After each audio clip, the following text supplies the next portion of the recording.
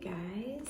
I'm happy to be here recording today. I'm in a different location. I'm in my master bathroom, so kind of different, but this is where I landed. So I've been praying and praying about this blog post, and so it's been taking me a little while to get it to you, but hope you enjoy it. Hope you'll share it, subscribe, and like the channel if you would, and hopefully it's just a place where we can be talking about God's goodness. And so today I want to talk to you a little bit about seasons and the changing seasons.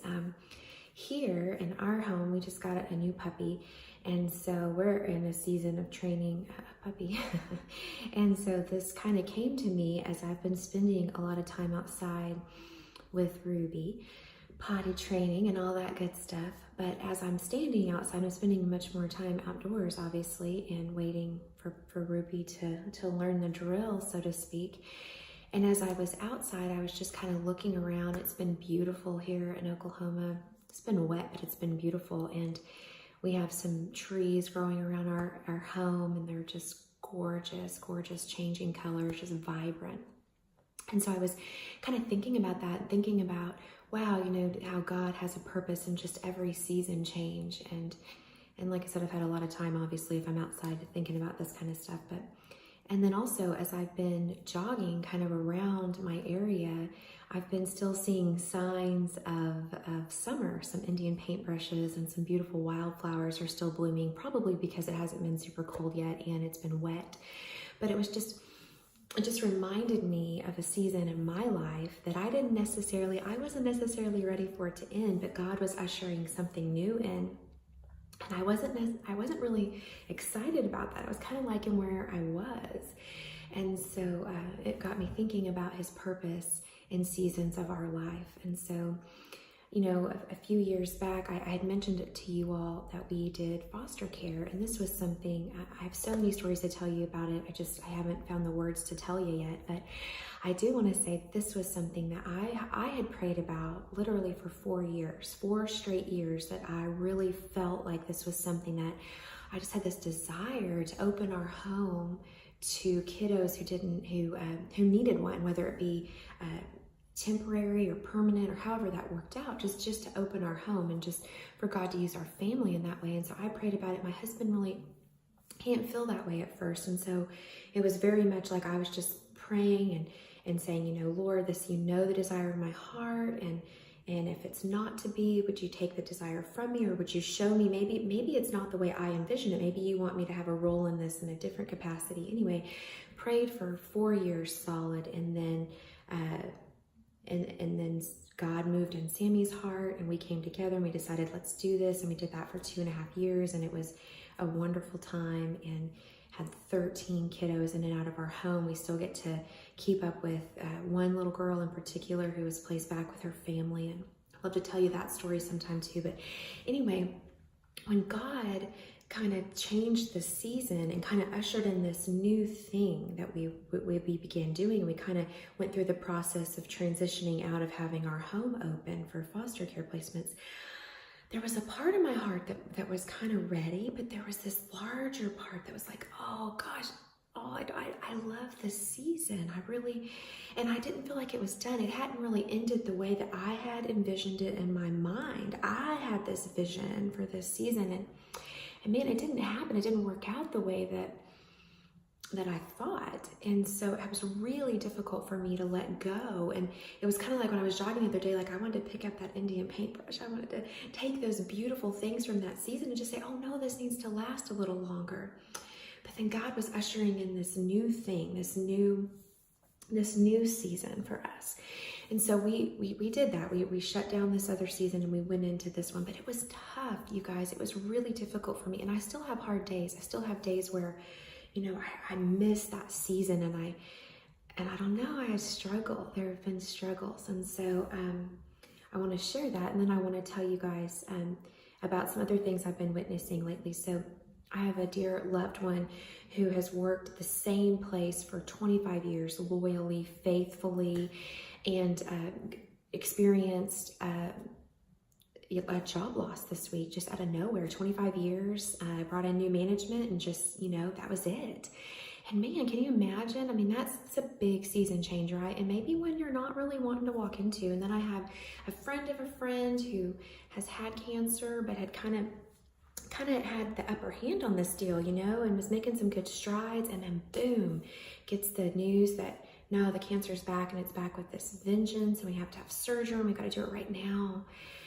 And so I've been seeing that. And then I've also got friends who are about to go into like a really fun season of having a new baby, which is super fun. And it just got me thinking about God and how he's just so good. He's the author of all of these seasons. And even when they change and we're not quite ready to go into this new one, it's really not what we would have picked. It's not what we would have expected. Or maybe we're running out of a bad one. I've got friends who are, they're seeing this light in the distance at the end of this tunnel where they are ready to get out of it. I've got friends who are believing for healing for a little girl, their little girl to walk again. Like, you don't think they want that season to change? They do, And so I just started thinking about it, and I started praying, like, Lord, what do we do in these changes when the only thing constant that we can depend on is maybe change itself, And I've been thinking about all this while I'm outside with this little puppy and looking around at God's creation. And one morning when I was outside with her,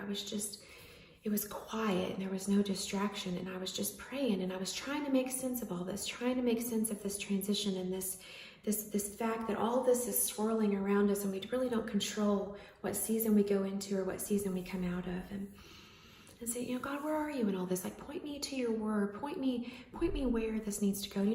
Everybody thinks of Ecclesiastes 3, and there's a song everyone knows too about it, but just about how his purposes and seasons and change, and that there's a season for everything in life. And I thought of that, but more than that, I kept hearing this word abide in my head. Abide, remain.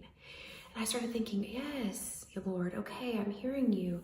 And so I went to John 15, and I want to read that to y'all. It says, I am the true vine, and my Father is the gardener, and he cuts off every branch in me that bears no fruit, while every branch in me that does bear fruit, he prunes, so it will be even more fruitful.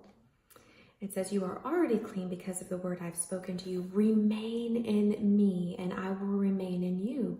No branch can bear fruit by itself. It must remain in the vine. Neither can you bear fruit unless you remain in me. I am the vine, and you are the branches. If a man remains in me, and I in him, he will bear much fruit. Apart from me, you can do nothing.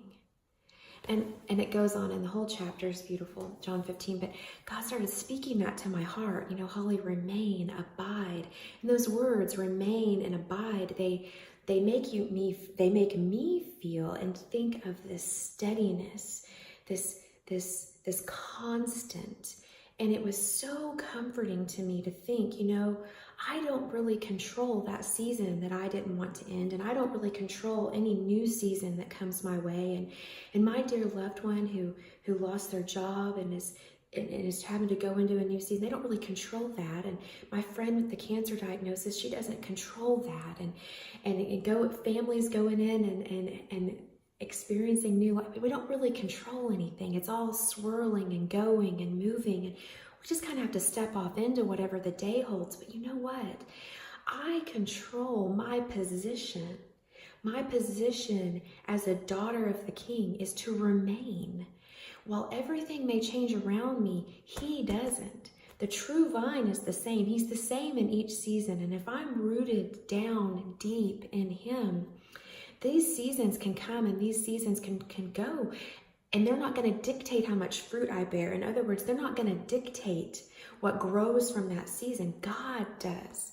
The true vine does, what I'm connected to.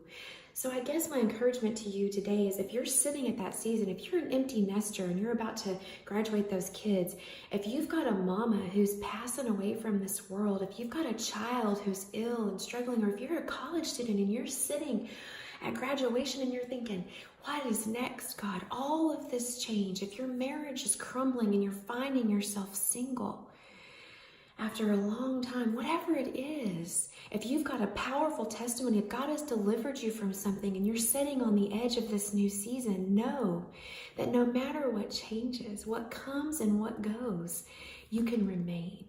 You can abide, and that is that constant that we need. It's not a circumstance that we need to be constant. It's where we place ourselves up under the Creator that needs to be constant, connected to that true vine, that abiding. And y'all, sometimes abiding is just open in this book every day. Sometimes that's all you can do is get in that book. You may not have a word of encouragement to share every day. You're going to have seasons where you've got lessons and you've got stories, and you're going to have others where it's everything you can do to just crack this book open and try to believe what it says. But that's okay. Remain, abide, walk. I always say just do the next thing. Just follow him and do the next thing. And many times, y'all, abiding is more than enough. In a world of constant change, tuck yourself up underneath the wing of the gardener. Stay connected to the true vine. Remain. So I hope that's comforting for y'all today. Enjoy your weekend.